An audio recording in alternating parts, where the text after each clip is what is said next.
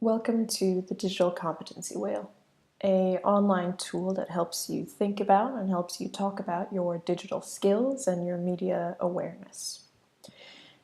Start the test by pressing the green button, accept our terms and conditions, and you'll be met with a series of questions, or statements rather. Each statement pertains to a digital skill or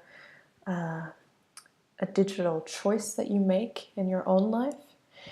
And in order to understand what level of digital competency you possess, you need to answer each question or each statement as well as possible.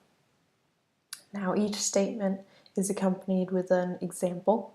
So, for example, this first one is about storage options, and it asks you, do you understand the many benefits and limits of different storage options? For instance, the benefits and drawbacks to saving to a cloud, a hard drive, or a portable device.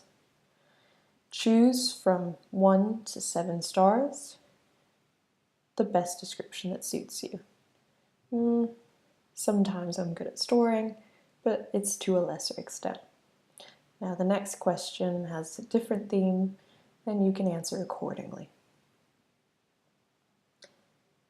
As you're answering these questions, try to think about examples of this digital skill or this digital literacy that pertains to you. Try to think about what you can do to strengthen this digital competency, and think about how the skills work together. Are there any related skill sets or digital awareness campaigns that you can think of that pertain to this question? Once you've answered all of the questions or answered all of the statements, you have the option to personalize your results. You could add in a name.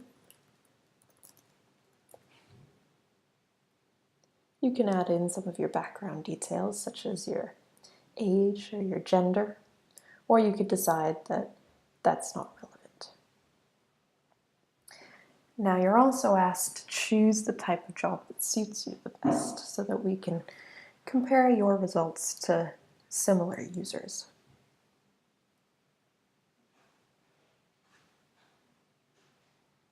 Finally, we ask you to highlight some of the more important competencies. Is there any particular area of digital literacy or media literacy that you think is important? It might be competencies that you're already adept at, or it might be things that you'd like to learn more about. Choose at least 2 from this list. Finally, we ask you to enter an email. Your email will be used to send you a link of your personalized result.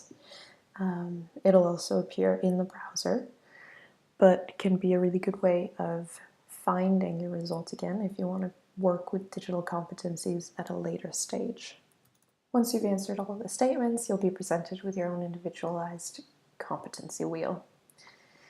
If you click on one of the competencies, it'll tell you a little bit more about what that entails. There's a short definition up top. There's a review of your score and how you score in comparison to others in your profession. And more importantly, there's a summary of some of the aspects in this competency, so that you know that if you're working on digital cooperation, it has to do both with securing your data, it has to do with empathizing with the people that you're communicating with, it has to do with your choice of media, and it has to do with technological support and many other factors. Now, these are some of the things that you can work on in order to strengthen your competency in your digital and media literacy. You can also compare your result to other users. You can compare your score in relation to the norm, in relation to all of the other users who have taken the test, and that is both those users who are within your job type and within your age and gender type, but also all of the other users.